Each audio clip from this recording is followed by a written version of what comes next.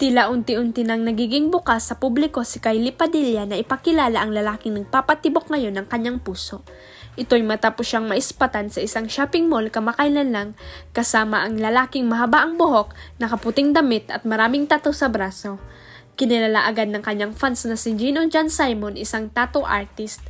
Pahapyaw rin itong kinonperma ni Kylie nang makausap siya sa TikTok ng celebrity fitness coach na si Francis Simon nitong nakaraang Martes, January 23, 2024.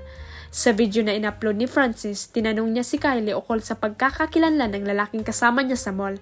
Tanong ng fitness coach sa kapuso actress, meron akong itatanong, nagkakagulo ang lahat, nagtatalo sila eh. Sino ba yung kasama mo sa mall? Yung nakaputi, yung long hair. Mabilis na sagot sa kanya ni Kylie, ayon, siya yung nagpapatibok ng puso ko ngayon. Yung kasama mo sa mall, yung nakaputi? Ay, yun ba? Oo, yung nakaputi, yung long hair. Yun? Yung nagpapasaya sa puso ko, yun. Kilala ko ba yun?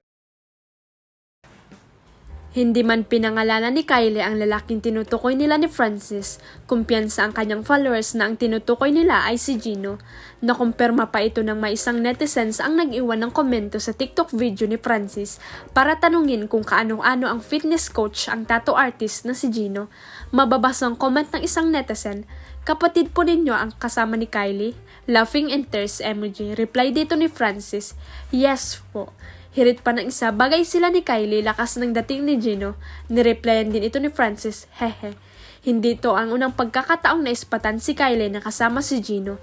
Noong December 31, 2022, kasama rin ito ni Kylie nang magbakasyon siya sa Thailand. Makalipas ang 1.5 taon mula nang maghiwalay sila ng asawang si Aljor Abrenica.